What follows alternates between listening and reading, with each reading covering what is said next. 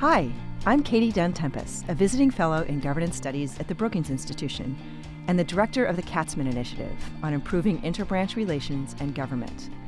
And this is Democracy in Question, a podcast about contemporary American politics and the future of democracy. In each episode, I'm asking my guests a different question about democracy so that we can better understand the broader contours of our democratic system. There's a lot happening in U.S. politics at the moment, including a highly contested presidential race. But in this podcast, I'm trying to get at the deeper questions of how democracy works, or is supposed to work. On today's episode, the question is, how do artificial intelligence and disinformation impact elections?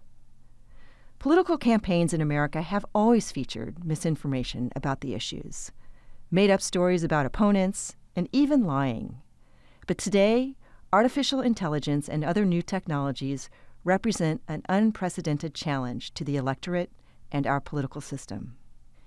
The scale and sophistication of AI-generated deepfake videos, realistic but misleading images, and simulated voices are widespread and could alter the outcome in many elections. While some state governments are attempting to pass legislation to govern the use of AI in campaigns and elections, the technology is advancing too rapidly, and public education is not keeping pace. So how do AI and disinformation impact elections? To help explore and answer this question, I've invited two of my governance studies colleagues to the show. First, Darrell West, a senior fellow with the Center for Technology Innovation and the Douglas Dillon Chair in Governmental Studies. He's also a co-editor-in-chief of Tech Tank blog and podcast, and co-author with Elaine Kamarck, a previous guest on this podcast, of the new book from Brookings Institution Press, Lies That Kill, A Citizen's Guide to Disinformation. And then I'll talk with senior fellow Nicol Turner-Lee, who is director of the Center for Technology Innovation, co-editor-in-chief of Tech Tank blog and podcast, and the author of another just-released book from Brookings Press titled Digitally Invisible: How the Internet is Creating the New Underclass. Darrell, welcome to Democracy in Question. Katie, it's nice to be with you. So my first question is, are you real? I am real. This is not a bot. This is not AI. This is me. Uh-huh. So tell me, initially, you've had a very successful career generating a great deal of scholarship. How did you land on this topic, and what year did you land on this topic as something to explore and then write about? Well, your topic of democracy in question basically highlights the importance of our information ecosystem, and it's been clear for a number of years. We have big problems in that area. Local news is being wiped out across the country, so people have lost that form of accountability. As you mentioned in your intro, there have been advances in digital technology, including most recently generative AI. That has democratized the technology in the sense anybody can use this. Like, you don't need to be a computer science major. The AI is prompt-driven and template-driven, so it's accessible to anyone. And so the problem that we face now, and we see it virtually every day, is there's been an explosion of fake videos, fake images, false narratives. I mean, recently, Senator Ben Cardin, who's the chairperson of the Senate Foreign Relations Committee, was the victim of a deepfake operation where someone impersonated the former foreign minister of Ukraine, called him up, got through, they had a conversation. The senator thought this was actually the real guy, and then the guy tried to trap him into making what would have been incriminating statements about, the U.S. is selling weapons to Ukraine with the goal of launching long-range missiles into Russia. And so it just shows the technology has advanced to the point where even very sophisticated members of the Senate can be entrapped. And it took him a while to figure out that this deepfake person was not the person he was claiming to be. And this is a fascinating story to me. How did he eventually figure out? It strikes me that if the voice was similar to what he might have expected, that they could have hung up and he would have just moved on his way thinking it was completely a genuine call. The voice was completely similar. And so the tip-off came when the guy just started asking very leading questions that clearly were designed to get him to make statements of, the U.S. supports Ukraine launching long-range missiles into Russia. And at that point, he realized, wait a minute, there's something weird going on here. And at that point, he got out of the conversation. But the conversation went on for a while before it reached that point. And And I'm not sure of the validity of this question, but is it possible to find out who is pushing these efforts and spreading these false narratives and why they're doing it? Any insight on that? This particular case, the U.S. intelligence community believes it was a Russian foreign influence operation. But in general, anybody can create a fake video. I mean, in this election campaign, we've seen an explosion of this type of material. I mean, on my social media sites, I have personally seen examples of Kamala Harris in a swimming suit hugging convicted sex offender Jeffrey Epstein. That is a hug that never took place, but it looks completely authentic. With the 2 Trump assassination attempts, there have been all sorts of conspiracy theories. That was an inside job on the part of the Secret Service. Trump engineered this in order to create sympathy for his campaign. There's no evidence for either one of those interpretations, but every day we're just seeing examples of people making stuff up to try and embarrass the opposition or to promote their own political narratives. And I think from the standpoint of democracy, that's what makes it dangerous. Like, if people start to believe this, especially in a very closely contested presidential election, we could end up in a situation of an election being decided based on false narratives. Right. And this existed in 2016. The biggest difference is now we have generative AI, which makes it more accessible to more people. In 2016, we had Russia hack email of top Hillary Clinton campaign advisors, and then they put them out in an effort to embarrass Senator Clinton. What is different today is the scalability, because the technology has grown so accessible. You can basically go from 0 to 60 miles per hour almost instantly, meaning that you could create a fake video in a matter of minutes, put it on a social media site. There could be bots that then promote and publicize that. You could reach an audience of millions in a very short period of time. And so, as you point out in the introduction, this is not the first time we've seen lies, propaganda, or dirty stories put out about the opposition. But the scalability and the speed and the velocity by which these stories can circulate make it particularly dangerous. I mean, there are fact checkers today. We still have national journalists who are monitoring these stories. They can't keep up with the false stories. Like, the stories can be generated much more rapidly than anyone can fact check them. Wow. Please tell me there are ways to mitigate disinformation. Do you have any suggestions? Does the responsibility, is it borne by these organizations like X and other social media? The good news is, even though our book, Lies That Kill, describes a very challenging topic for democracies around the world, we actually wrote an optimistic book in the sense that we make a number of policy recommendations, in the sense that there actually are lots of things that we could be doing to help people deal with this. Like, the subtitle of our book is A Citizen's Guide to Disinformation. So we really present our material in a way to try and help people both identify disinformation so that they can protect themselves, but also advice for societies and communities on what they can do. So, for example, on the question of digital platforms, they should be doing a lot more than they are right now. In fact, in the 2020 election, most of the major social media sites had very active content moderation strategies. When they saw blatantly false material, they would take down that content. Today, many of those very same sites are not taking down content. Even in the case of the Trump assassination, those things circulated for hours and days, even though they were blatantly false. So the tech companies definitely bear responsibility. Can I stop you just for a second there?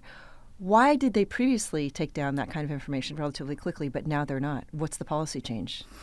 They felt like they had a social responsibility to help democracy function effectively. So in 2020, they took on the responsibility. They hired a bunch of humans. They would monitor social media posts, and then they would take down the most egregious things. The problem is disinformation has become a contested space. People argue, oh, that conspiracy theory, like, you think it's a lie. I actually don't think it's a lie. So disinformation has kind of gotten engulfed in polarization and hyperpartisanship. And so the tech companies basically decided they didn't want to be the referee in this fight between liberals and conservatives and Republicans and Democrats. So they stepped back from the very responsibilities they exercised just 4 years ago and basically decided not to do that. Some of them actually fired or reduced their staffing of what they call their human safety individuals. So there's just a lot fewer people policing the internet. It really has become a Wild West where virtually anything goes. Wow. And are there examples of social media platforms that actually still adhere to this policy of taking down what they see as patently false? Or have they all just sort of thrown up their hands and it's the Wild West? Some of them actually still have terms of service that basically outlaw illegal activity, inciting violence, and other sorts of things. But they're often not enforcing those laws. So, for example, Twitter/X still says it has a policy not to spread false narratives, but Elon Musk, the owner of X, himself is spreading lies in a lot of cases. So, it's one thing to have the policy, but if you're not enforcing it, the policy doesn't mean anything. Right. And I guess in a situation like this, citizens would say, well, Congress, you need to intervene and regulate and make requirements that force them to behave like they did in 2020. Is there any motivation to do that? There's a lot of interest on Capitol Hill. I'd say in the last year, I've probably done almost a dozen briefings with people across the political spectrum, both Republicans and Democrats. I mean, senators and House members are hearing lots of complaints from their constituents. People are worried about this election. So there's a lot of legislation that either has been introduced or is about to be introduced. Part of it is going to be disclosure requirements. So, for example, if you use AI to generate content in a campaign communications, a TV ad, or otherwise, the legislation would require the disclosure of the use of that AI, so at least people would be aware. Some states have actually gone even further, like Minnesota has actually been a leader in this area, where they are trying to regulate harm. So there are all sorts of laws on the book, like defamation laws, consumer fraud. Obviously, there's a range of laws outlawing various types of behaviors. Some states are basically trying to apply this to the digital space and saying, if you do something false online that harms another individual, especially in the context of an election campaign, there can be fines and other remedies waged against you. So there are some states that are legislating. Congress has not yet passed any disclosure law or legislation dealing with the harm. But I think based on what we're seeing this year, that is likely to be the case in the very near future because both Republicans and Democrats are worried these tools are going to be used against them. So there actually is some hope of bipartisanship on this issue. So here's a question. If it is the Wild West and social media platforms are basically just letting anything go up online, is it clear that the disinformation is benefiting one party over another? It seems like they both would be adversely affected by it. In our book, we find examples of lying across the political spectrum. There are conservatives who are spreading lies. There are liberal organizations who are spreading lies. There are companies, for example, in the smoking area and in the climate change area that over a period of years have spread lies undercutting the reality of climate change. We have a chapter on public health, and we all remember during COVID there were a number of false remedies that were advertised. The Food and Drug Administration undertook a number of enforcement actions to take down company sites that were advertising false remedies and trying to protect the consumer on that basis. So there is a lot that has been percolating in those areas. Mm-hmm. And so when we talked about earlier in the conversation, we talked about who is spreading these false narratives, and it seems like they're mostly coming from abroad. You mentioned Russia. Instead of requiring the social media platforms to rise to the occasion and regulate, is there a viable means of going after the perpetrators? Or is it because they're spread out and it's so easy for them, it's just impossible to? We actually have seen the U.S. Department of Justice indict several Russians on grounds that they were spreading false information. So there is a legal basis to go after foreign operatives. There need to be international agreements not to try and take down another country's society. Even during the Cold War, we had negotiations with the then Soviet Union to try and limit the spread of chemical weapons, nuclear weapons, biological agents, and so on. I view these threats in the information area to be as serious as some of those threats. So we're going to need international agreements where countries basically agree they're not going to take down the critical infrastructure, including the information infrastructure of opposing countries. Even if that country is an adversary of yours, there should be some things that are off limits. Mm-hmm.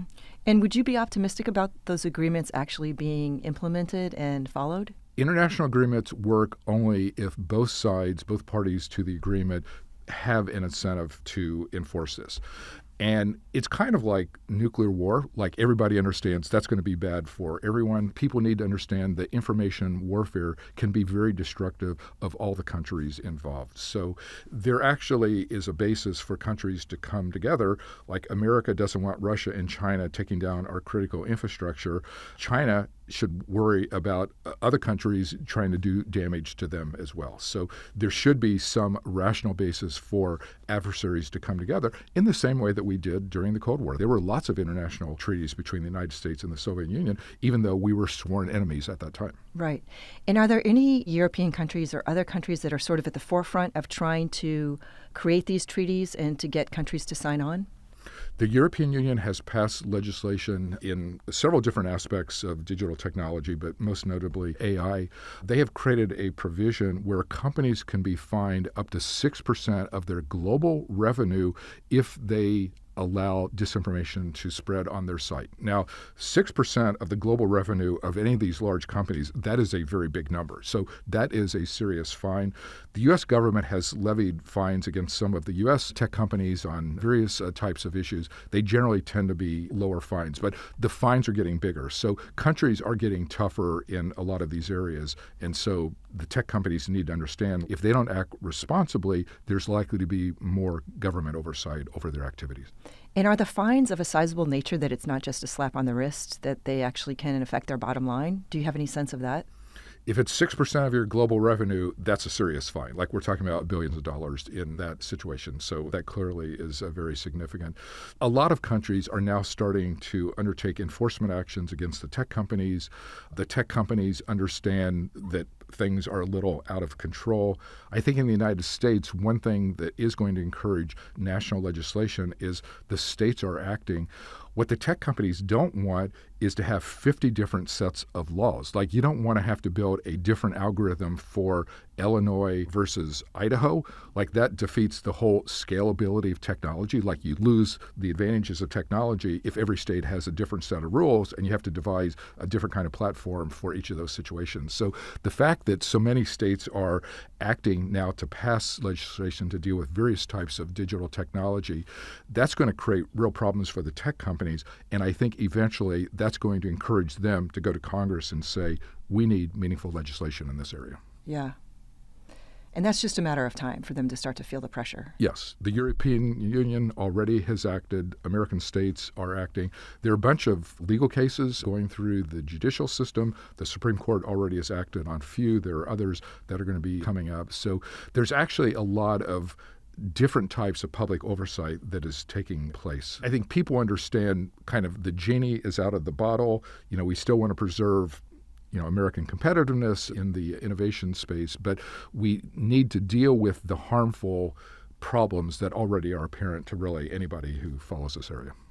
And just in terms of magnitude, are you able to ballpark how many social media platform companies in the world that are sizable enough to influence a democracy? Are we talking about like hundreds of companies, thousands of companies that need to be regulated in this way? How many? Well, when you look globally, it's actually a handful of companies that have the scale and magnitude that would be problematic. So like less than 10? Yes, definitely okay. Less than 10. Many of them are American companies, but not entirely. There are companies in other countries that have also reached a very high degree of scalability. So there's a finite number of companies.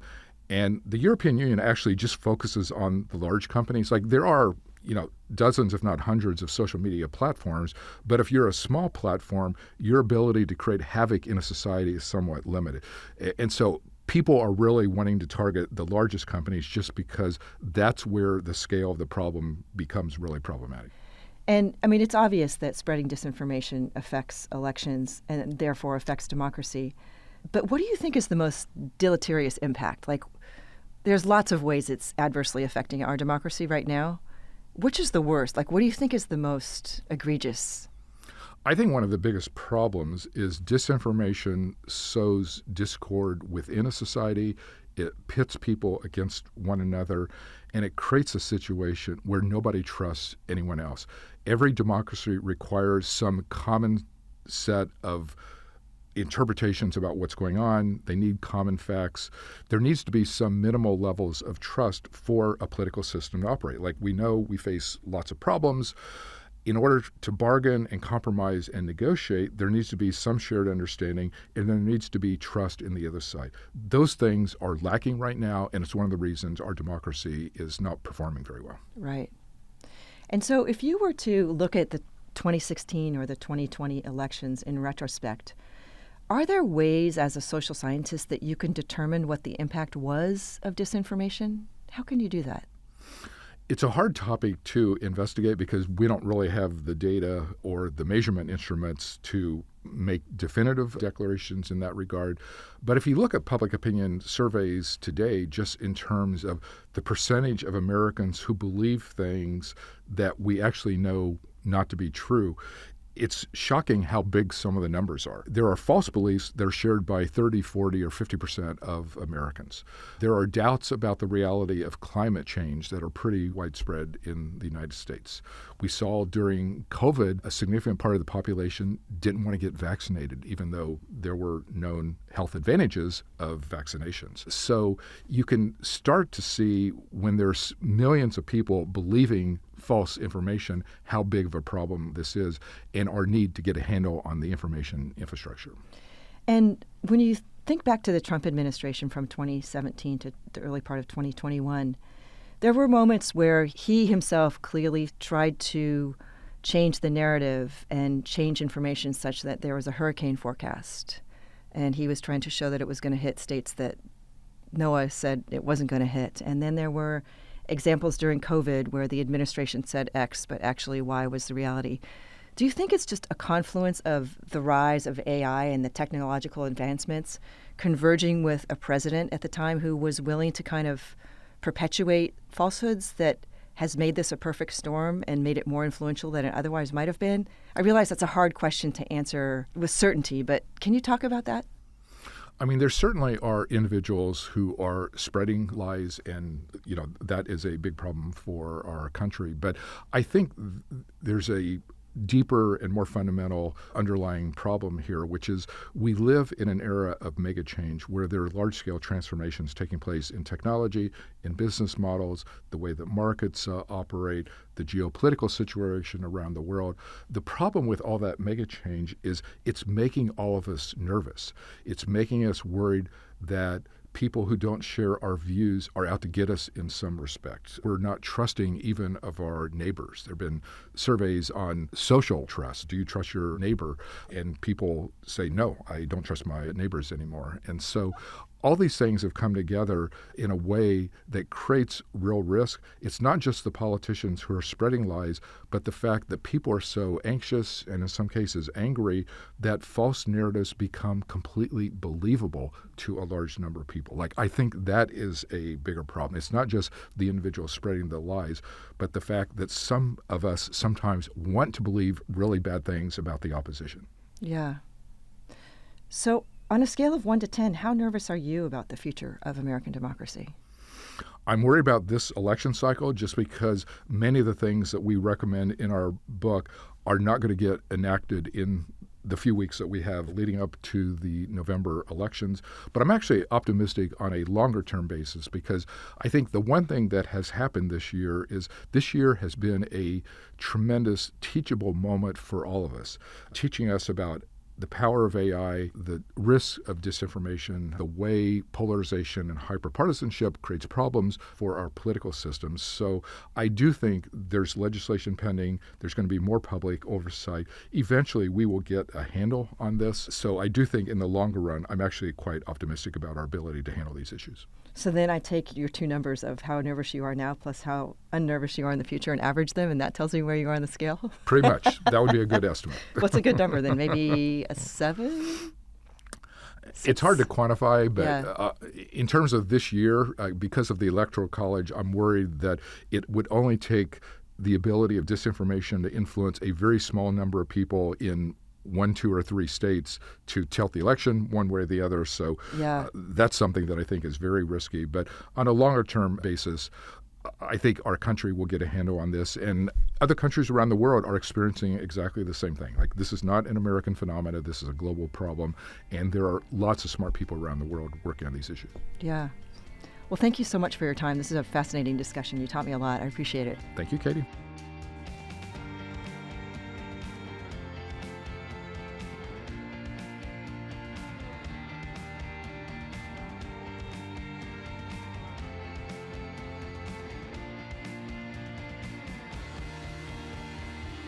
And now, Nicol Turner-Lee, who, in addition to her leadership of the Center for Technology Innovation, has extensive experience researching AI governance, and in 2023 launched the AI Equity Lab, which focuses on advancing inclusive, ethical, non-discriminatory, and democratized AI models throughout the world.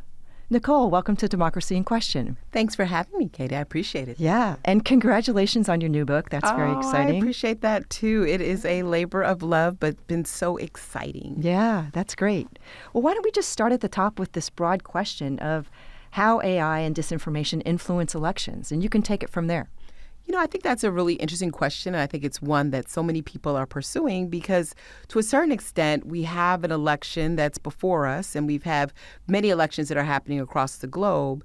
But yet we also have the availability of artificial intelligence tools that have the ability to create deep fakes or manipulate images and in some ways refine even static images like memes that show up in the inboxes or across various platforms of voters. With that being the case, part of the reason is because they're so commercially and widely available, right? Anybody can actually engage in any type of disinformation or misinformation effort in much greater capacity than we've ever seen before. In other words, you don't have to be a technical genius to be able to contribute to this economy. With that being the case as well, it's just really important that for us to maintain an informed democratic society, that we also are able to distinguish between what is produced and basically convened by technology and what is actually something that's more truthful. And based on your just general knowledge of AI, do you think that it'll only get easier and more prolific because as the technology advances, it becomes more accessible?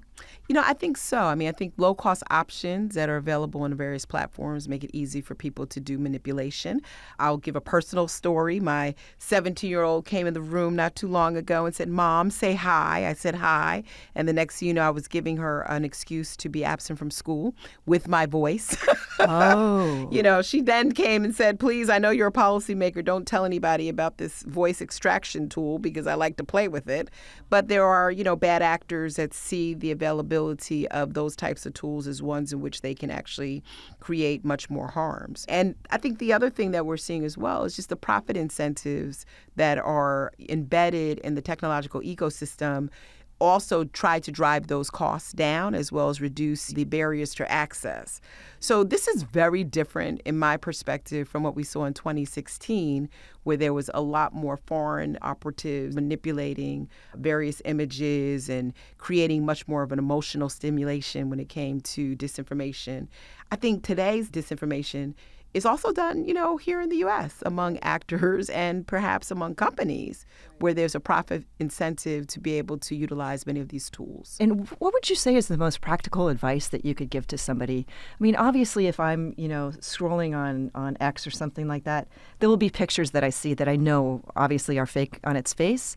But it seems to me that what's more insidious is the disinformation where it's really hard for somebody to discern whether it is indeed a fake. So what's some practical advice? It's getting more difficult to actually discern that, and we've seen tech companies just employ better practices to be able to figure out what is genuine content. We've also seen regulators try to attempt to do what's called digital watermarking. So there's a lot more provenance when it comes to, was this an AI-generated image or not? So people can sort of unembed the original image or voice or text or whatever the case may be, whatever the digital artifact is. When it comes to everyday people understanding this is where it becomes quite difficult. Because as I mentioned with the voice extraction tool that my daughter used, we saw in New Hampshire, for example, during the primary, Joe Biden's voice sort of dissuading people to go to the polls. Very realistic voice, many of his same mannerisms and things that he commonly says, right? But oftentimes, we're now seeing disinformation in the form of your pastor calling you or your neighbor calling you. And it becomes quite hard to figure out, is this a person who I think it is sort of directing me or giving me advice on, my voting behaviors. It used to be, it was easy to distinguish an AI-generated image because AI was not always good at how many fingers a person had or some of the granular details.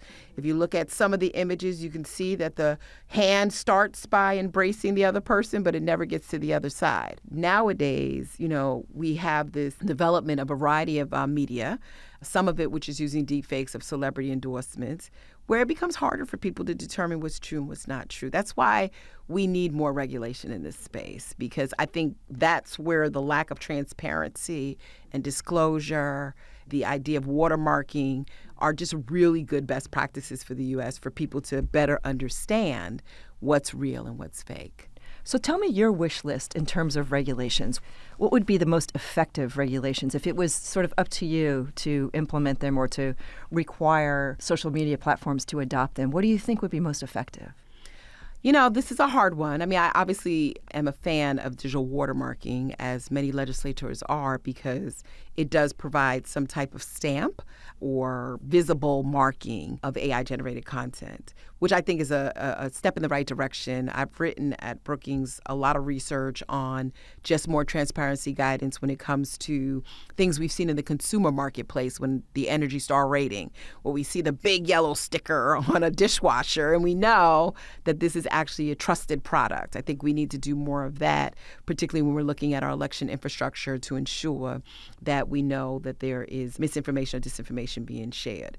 I also think on the regulatory side that we need to find ways to fund more states, and in the case of elections, local offices, who can engage in better fact-checking, better consumer outreach materials, be able to engage, I think, in a wider and broader media literacy campaign. We often don't think of policy as something as simple as funding these kind of efforts. It's not really hard to get on the same page of being able to do better materials and ensuring that they're multilingual as well as accessible to everyday people when it comes to this issue. And then I think the other thing is just really trying to find ways to align, particularly when we look at election as critical infrastructure, to manage the online space in many ways that we manage the offline space. There's a lot of disclosure that comes with election and political ads, not much when it's online. So ways in which we can actually impress those values and those processes into the online space, particularly in the election scenario, I think would be helpful to consumers and reduce the levels of harm. Yeah.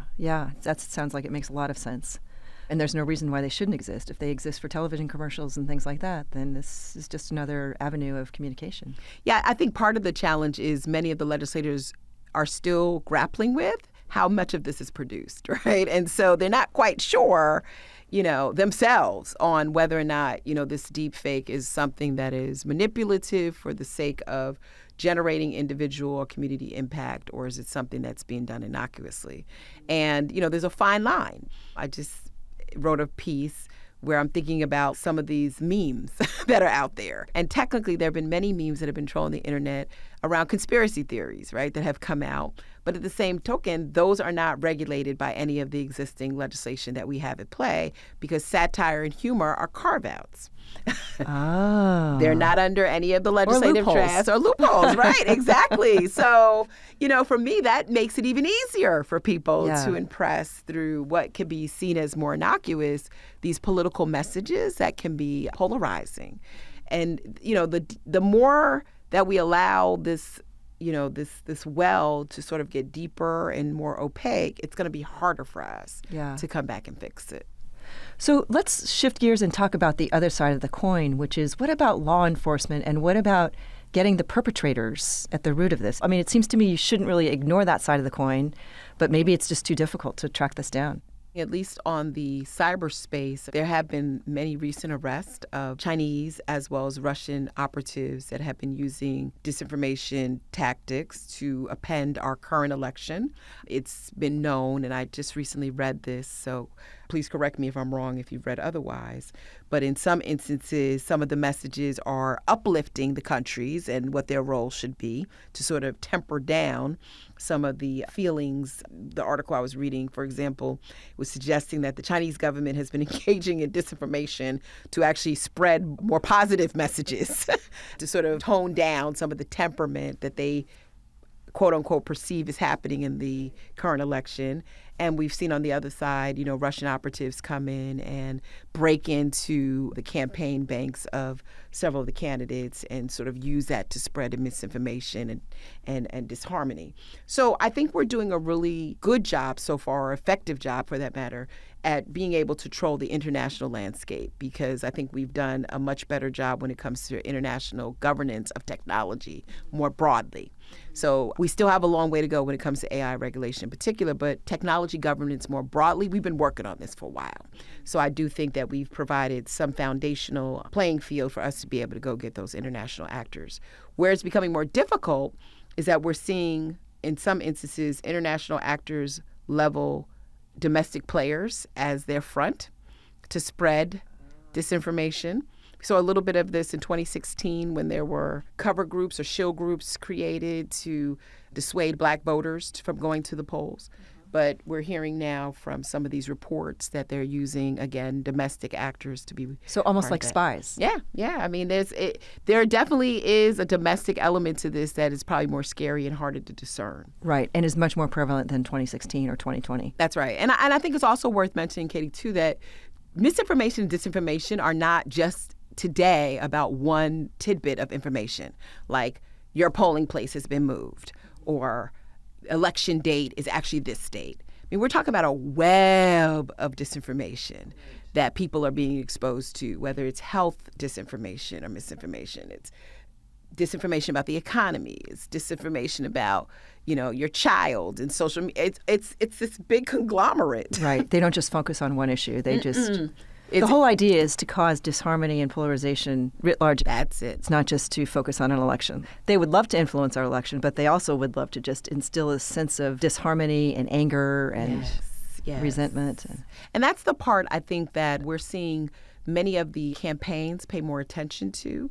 This is an area which I think journalists have begun to deploy some better fact-checking tools to be able to monitor when the type of false information shows up. There are now people, researchers like ourselves, who are paying attention to the web of misinformation and disinformation. There's a group that I've recently become attuned to called the Onyx Collective, who is looking at the web of misinformation and disinformation as delivered to Black communities, where it's a conglomerate of all these factors we just discussed that lends itself to creating disharmony, but also dissuading people to actually vote. And am I wrong? At first glance, it makes sense to me, but maybe it seems exaggerated. It seems like this all causes a great deal of psychological warfare and anxiety and makes people much more nervous. Is that also... I completely agree. I mean, and the challenge today is, and this is something I also associate with this conversation, is, where we consume our news has a lot to do with this contribution towards anxiety, right? I don't know if you knew this, but Spanish language speakers primarily just use social media, and they tend to actually share a lot of disinformation and misinformation because that's where they rely on so to get no the newspapers No newspapers. A recent study came out by Free Press that did a really interesting study on how Spanish language speakers are consuming news. I think at the end of the day, this goes back to this erosion of our information democracy. And that erosion has sort of created, to your point, amplified messages that often are not as democratic as we like them to be. They also include minimal ways in which to intervene on where there are blind spots and where you get your information. I mean, people often don't realize that with the rise of the internet as our major media news source has been the decline in local media. Yes, big time, right? Right. I mean, it's almost gone. It's gone, right, exactly. Our policies have not been designed for that. And then combined with the commercial availability of these tools as a retail products has also contributed to anyone being able to create and concoct these messages. In all honesty, we've been dealing with this issue for, I think since 2016. We're going to just see how hard and more difficult it is to get to some policy solutions that make sense. And what would you put the likelihood of some of these social media platforms meeting together to try to impose their own restrictions so they don't have to suffer at the hands of a congressional federal regulation? Is there any chance that they would ally together to come up with a approaches to this, or is that just pie in the sky? Well, you're talking to the right person. I just actually put out a paper last week, I think it went live, around whether or not social media companies would acquiesce and come to some harmonization around rating systems when it comes to children's content, suggesting that, the music industry has done it, the movie industry has done it, the gaming industry has done it, but they haven't done it. So I encourage people to read that paper. We'll have it on the Brookings website under my expert page. With that being said, I think, there are so many other concerns around social media that this is probably not top of mind. To their credit, what they have done is more purposely and intentionally reported what they've taken down when it comes to misinformation and disinformation. They have been much more willing to be transparent that this type of content is actually proliferating their platforms, and we're seeing a lot more news related to the number of takedowns that they do. But that has been done on a company-by-company basis. And some would argue that there are some companies that are touting their own misinformation and disinformation. We'll keep silent on who. But, at the end of the day, you are going to need an all-hands-on-deck strategy to get this right. I mean, AI has made it so much easier for the likeness of voice, image, ideas, values, temperament to be replicated through hyperactive and super manipulative bots and chat bots and tools. And don't get me wrong. I mean, some of those things are going to be quite interesting going into the next century because they're going to help us to solve some other pressing challenges or give voice to people who cannot talk, or give emotion to people who have lost that side of their processing. But in the context of critical infrastructure like elections, we should just be better than this, and we should be having some landing to get this right. And not to be critical, but the takedown policy, you take it down, but by the time you've done that, you don't know how many millions of people you've already influenced. Yeah, I keep telling my mother to stop sharing stuff on social media platforms without reading the article first, right? Right. I mean, that's part of it. She says, there was an article several years ago that seniors were like the largest aggravators of misinformation because they tend to not read the whole article because they're afraid to open it up because it could be something deceptive or clickbait. So they just share it, right? So glad. It's not helping. Yeah, you're right. I'm so glad some of them just don't even go on those sites anymore. They just have picked other sites to go on, right? But the key thing is, I forgot our question. I was just thinking about Mother because she does that all the time. Yeah. I'm like, why do you keep sharing this stuff? Like Smokey Robinson is not dead. Go back to your original question. Yeah, okay. So this disinformation and this horrible use of AI, it seems to me it strikes to the heart of our democracy, especially when it affects election outcomes. And I always like to ask my guests when they talk about their particular area of expertise, how does it affect your attitudes about the future of democracy? And on a scale of 1 to 10, how nervous are you, knowing all of this information, how nervous are you about the future of democracy? Well, I was in a conversation recently, and I think we use the word democracy pretty loosely, right? And depending on who you're talking to, the definition around democracy has different meaning my elders have a different take on what it means to have liberty and civil rights, whereas my children have a different sense of what it means to live and participate in a democratic society. And technology, in many respects, has enabled many social movements to exist because without technology, for example, when we saw and witnessed some of the early egregious actions in policing, it was through a platform that the Black Lives Matter movement formed, and where we found young people going to these platforms to find each other. We also found technology being helpful when the country suffered a pandemic alongside our global partners, and young people, despite the mental health concerns we talk about today, found themselves in social media communities trying to cope with the panic of not having homecoming and graduation. I write about that in my book, Digitally Invisible, that we're always going to have this two-sided coin when it comes to technological use and innovation when it comes to our democracy. There'll be times that we love it, there'll be times that we don't, and there will always be a trade-off. What does that mean, though? It means that the technology doesn't run us, that we are still human beings with some cognitive ability to discern what is right and what is not right. And we have the ability to ensure that we build technologies that are ethical, responsible, inclusive, and fair, and that they do not embolden further systemic inequalities that pull us back as opposed to progress us in the type of world that we want to live. So I share that not to just sound like a preacher of sort, but to suggest as a policymaker that we've got to continue to look and interrogate these technologies as they are introduced into contexts where real people live. And I think that at the end, the technology doesn't exist in a lab, it exists in a context. And when that context actually treads alongside some of our most precious and inalienable rights, we got to sit down and look seriously and say, is this something that we can either make better so that it doesn't create as much consequence and harm, or is it something that we should try to not use? Right. Okay, so let me press you one more time. You gave a really nice, cautiously optimistic view about the future of American democracy. But if I had to ask you to pick a number on a scale of 1 to 10 about how nervous you are about the future, could you pick a number? And if so, what would it be? That's hard because I like to stay within a space where I can recognize both sides of the coin, because with technology, there's always promise and peril. But I would suggest that, I would give it more of a 7 to 8 in terms of how nervous I am. And the only reason I could say that is because I think we as humans still must have agency over these technologies, whether we are the creator or we're the person who is impacted by the technology. In the end, democracy is about people. And when it's about people, people still have to have some control as to the extent to which there will be a technology. In this case, it's a technology of innovation.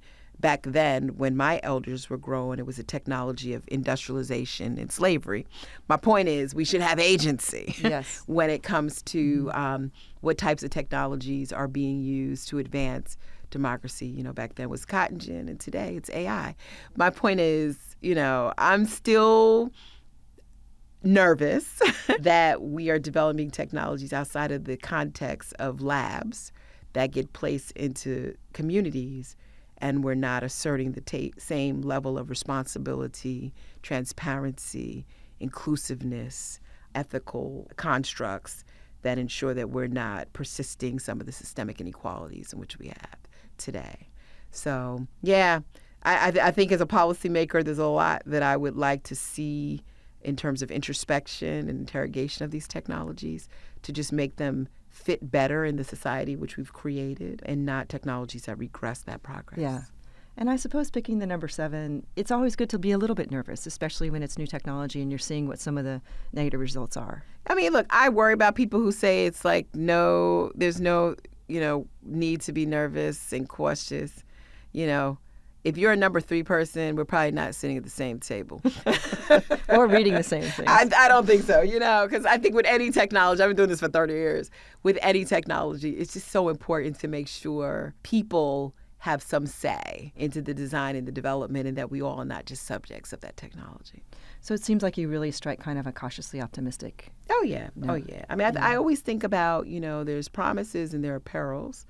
There are opportunities and there are challenges. One of the things we're trying to do with the AI Equity Lab is to workshop real high-risk areas like criminal justice and AI use and healthcare and AI use, and just sort of determine along these various verticals where the harms really exist so we can have more informed conversations. But at the end of the day, we're not even quick enough to keep up with the technologies that are out there. So, I'm not one that wants to ban the technology, but I do want us to put on our hat of interrogation and introspection and inquiry and see if we can make these technologies better coexist with the people who live within these democratic spaces. Yeah, that's a terrific message. And I am so grateful for your time today. I learned a great deal. And wow, it's a fascinating topic, and one that you're going to be living with for a while, it sounds like. I will, and you have to promise me that we don't publish this so much that my daughter gets upset with me that I'm going to ban her voice extraction